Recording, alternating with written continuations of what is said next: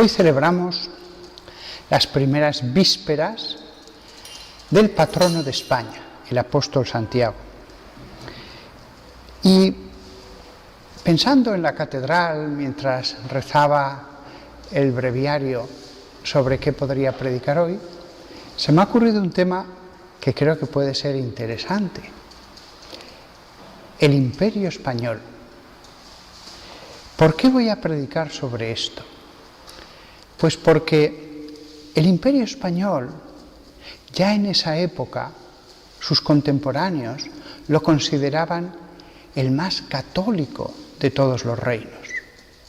Lo consideraban como una especie de ejemplo de un reino en el que el monarca debía ser, ante todo, servidor de los planes de Cristo y buen hijo de la Iglesia. Hablo, por supuesto, en su etapa de mayor esplendor, cuando estaba regido por emperadores tan religiosos como fueron Carlos V o Felipe II. Después, como bien sabéis, ese entusiasmo, ese querer servir a Dios por encima de todas las cosas, pues fue poco a poco enfriándose. Pero este es un tema sobre el que predicar va a ser interesante, porque la época de Carlos V y Felipe II coincidió con que el mayor esplendor de un imperio fue también la época en que el gobernante usó el poder para bien del reino de Dios, para bien de las almas. Y esto que debería ser lo normal, y más en países cristianos, pues bien sabemos que no suele ser así. Antes de decir las cosas que voy a decir, por supuesto, quiero dejar claro que ese imperio fue imperfecto. No me hago solidario de todas las cosas malas que se cometieron durante ese tiempo. Por supuesto que hubo crueldades y hubo cosas malas, inexcusables. Pero si estoy dando este sermón es porque los obispos de este reino en el que estamos ahora, España, los papas, todo el mundo, hasta los herejes, tenían clara conciencia. El imperio de España es el gran imperio católico. Es el gran obstáculo para nuestros planes, pensaban los herejes. Y es que fue un imperio que, ante todo, tenía claro que la expansión de la fe, de los misioneros, el culto a Dios, el bien espiritual de sus súbditos era lo primero. Después venía todo lo demás. Repito, después esto se llevó a cabo con imperfecciones, pero se tenía esta idea y buena parte del reinado, sobre todo de estos dos emperadores que he dicho, se conjugó con el ideal, se conjugó, y los frutos fueron muy grandes. Más que ver las cosas buenas que tuvo el imperio, y fueron tantas en comparación a otros, también nos podemos preguntar lo que hubiera sido si, en vez de haber dos emperadores tan religiosos, tan adoradores de Dios, ¿qué hubiera pasado si eso se hubiera extendido en el tiempo? Si el Imperio Español se hubiera consolidado como el reino donde el Evangelio es la suprema ley. ¿Qué hubiera pasado si ese imperio hubiera llegado hasta nuestros días, o por lo menos hubiera durado más siglos, y hubiera sido como un faro para todos los demás estados y los reinos previos, como un faro de lo que debe ser una sociedad cristiana. Qué bonito es pensar si hubiera habido un imperio cuyo cetro benéfico hubiera influido sobre todas las demás sociedades, porque todos hubieran podido mirarse a una especie de reino ideal. Más que lo que de hecho fue, es la idea de lo que deberían haber sido los reinos, lo que es el verdadero objeto de este sermón. Fijaos que cuando uno de estos reyes accedía al trono, pues, bueno, y se ha dicho de paso, en España, a diferencia de otros reinos, no era automáticamente rey el primogénito. Se mantenía una antiquísima costumbre que ya venía de los visigodos, de que aquí en este reino no era alguien rey hasta que lo proclamaran las cortes. Y muchísimas veces a lo largo de toda la historia, desde la Edad Media, no fue el primogénito el que reinó, porque se veía que no tenía las condiciones para ser la persona adecuada para regir un reino. Pues bien, una vez que alguien era proclamado rey, había un rito, el rito de coronación, en el que se pedía a Dios para que el Espíritu Santo le ayudara, para que la ayuda divina descansara sobre él, con el don de consejo, con la prudencia.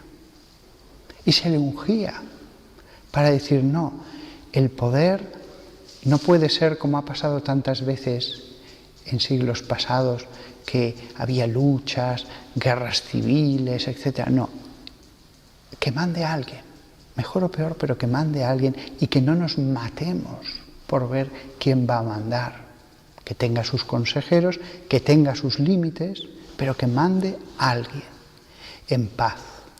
Y por lo tanto, para consolidar el poder, vamos a ungirlo, vamos a hacer de él una persona investida de un oficio sacro.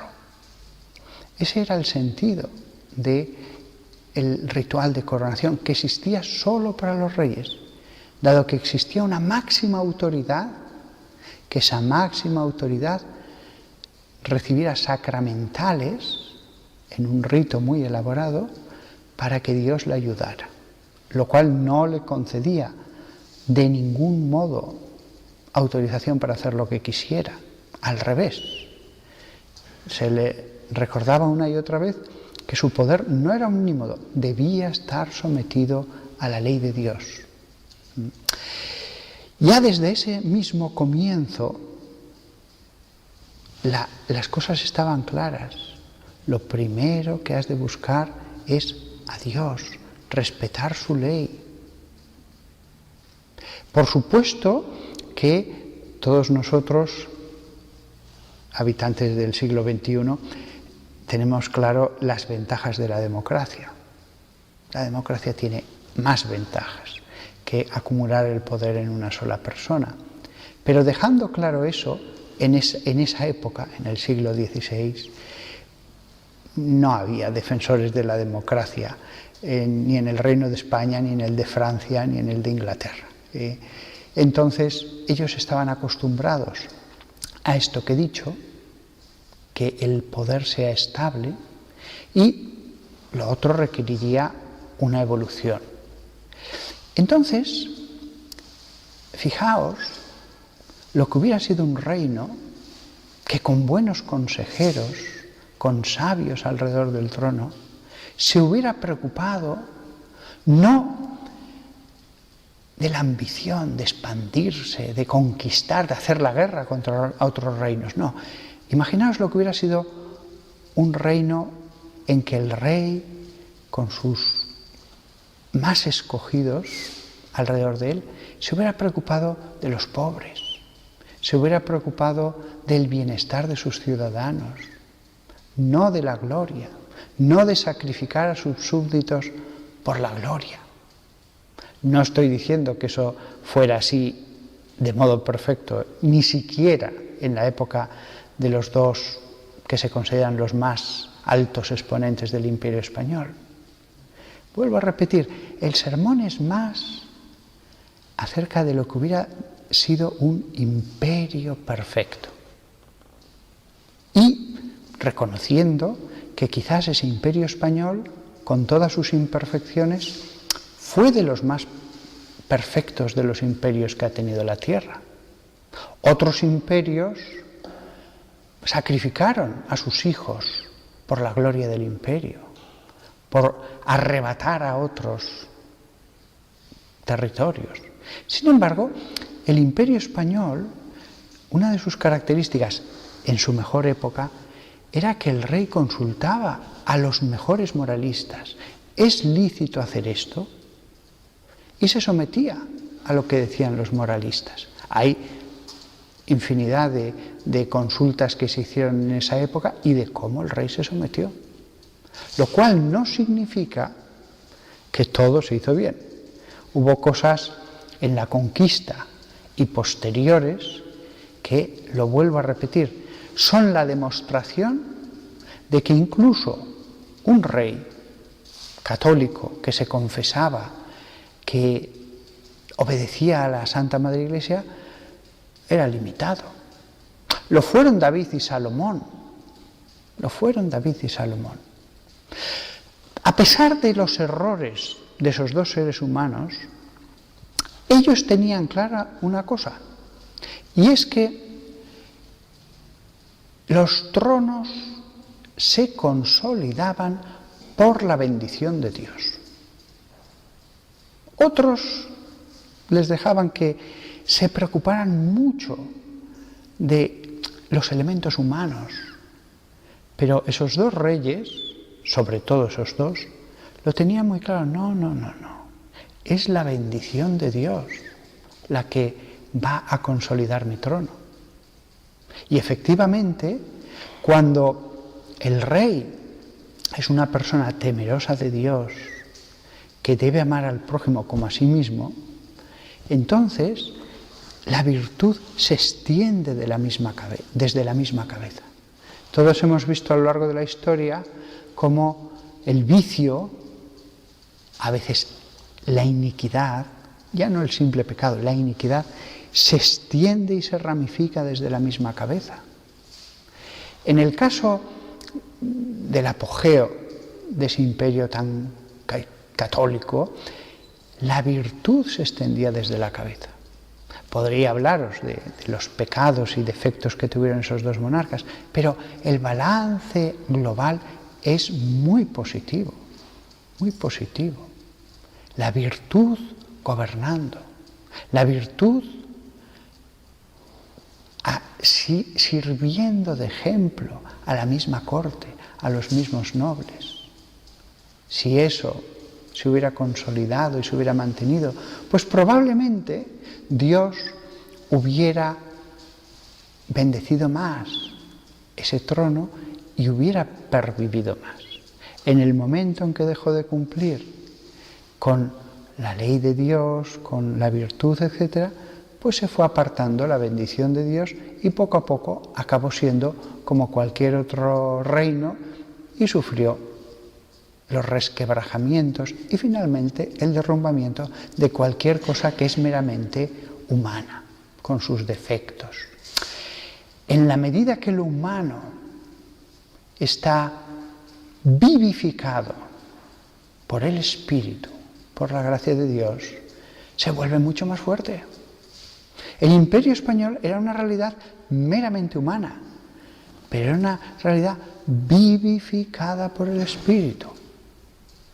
Dios hubiera querido que todos los reinos del mundo hubieran sido auténticamente cristianos, basados en las enseñanzas de Jesús.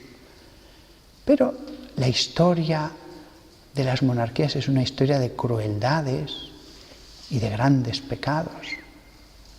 Al final, lo humano también penetró más y más en ese trono y más le pasó como a cualquier otra realidad humana. Pero fijaos una cosa,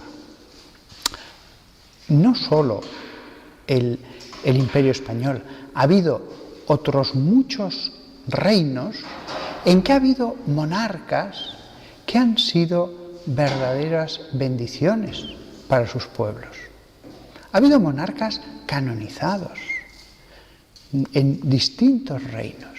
Y cuando esos pueblos han tenido la inmensa suerte de tener a ese guía de pueblos, que él mismo era guiado por Dios, eso ha sido una época de bendición.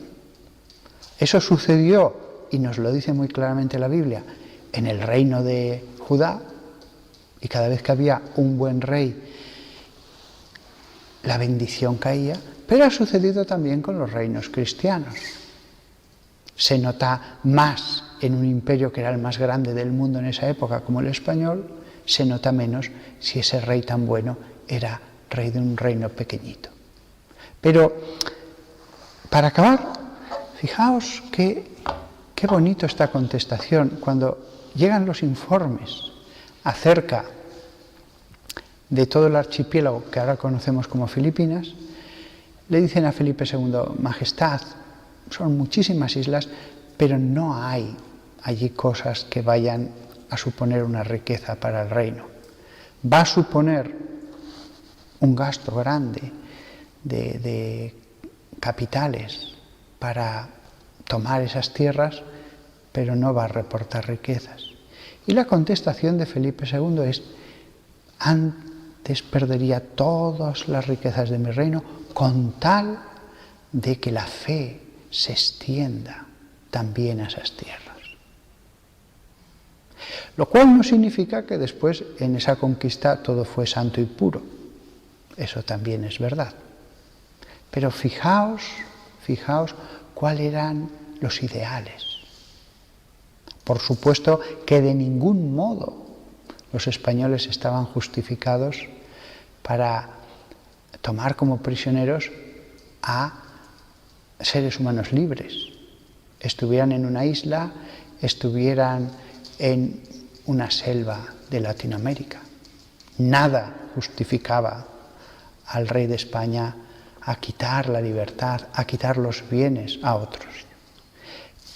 El reino español es una suma de cosas buenas y de cosas malas. Pero dados todos los prejuicios, dada toda la mentalidad de la época, ciertamente ese imperio se puede poner como un modelo al lado de lo que hicieron muchos otros.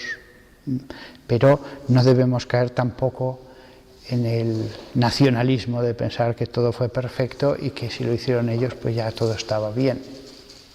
Pero sus frutos fueron muy buenos.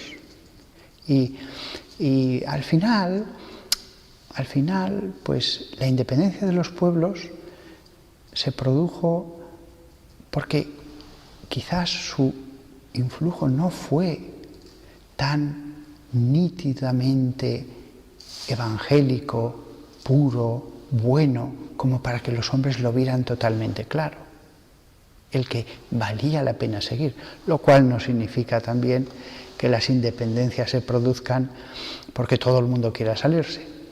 Esas cosas se producen a veces por una mezcla de sentimientos, de propagandas y de minorías que nunca sabremos realmente qué tanto por ciento de la población estaba a favor o no de mantener las cosas.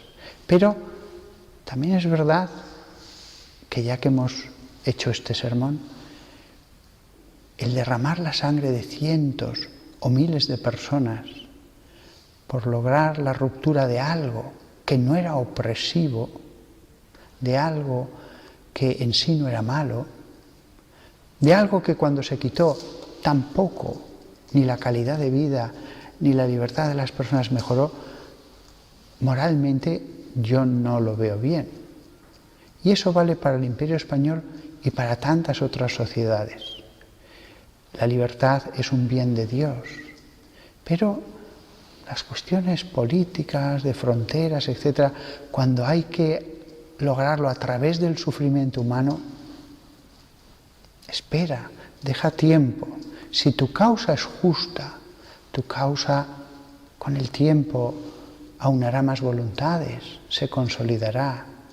Lograr cosas de este mundo que pasa a través de grandísimos sufrimientos, pérdidas de vidas, la vida humana es más importante.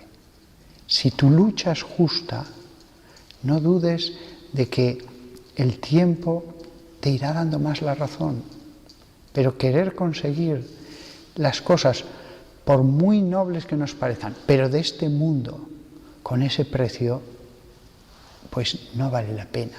Y así se ve cómo ha habido, ya que he hablado hoy de imperios, naciones que lograron su independencia con un sufrimiento espantoso, y otras al lado dejaron pasar algo más de tiempo y los mismos imperios evolucionaron y 1, 2 generaciones después lo lograron en perfecta paz y armonía. Esa es una enseñanza que los seres humanos parece que no acabamos de aprender. Pero también es lógico. Cuando se divinizan las cosas de este mundo, se está dispuesto a ser mártir por las cosas de este mundo. No hay que divinizar nada, ni siquiera el Imperio Español, cuyo elogio ha sido meramente instrumental. Es decir, hizo muchas cosas buenas, y entre todos los que ha habido, quizás haya sido el que más cosas buenas hizo. Pero era un instrumento. La Iglesia sí que está fundada por Jesucristo, tiene unos medios que son santos y no pasará. Todo lo demás es ya opcional, pasará, y ya es una mezcla de lo humano con lo divino si son personas cristianas, pero accidentalmente, no en la esencia. Será más divino en la medida en que los cristianos sobrenaturalicen lo humano. Es decir, no es lo mismo un rey que se preocupa solo de su egoísmo y de la gloria de su nación a toda costa, que un rey que es un padre para sus súbditos, que es alguien que busca el bien de sus súbditos y que él mismo es el primero que entiende que no debe adorar la idea de su estado o de su imperio. Todo lo que he dicho al mismo tiempo lo recuerdo. Ensalzo ese imperio porque en esa época todo el mundo daba por supuesto que la forma de gobierno tenía que ser una monarquía.